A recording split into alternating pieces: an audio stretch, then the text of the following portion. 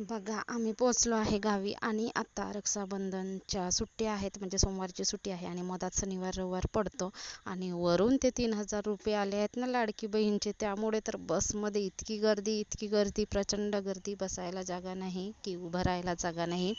तर पूर्ण दिवसच गेला आमच्या प्रवासात आणि पोहोचलो आम्ही.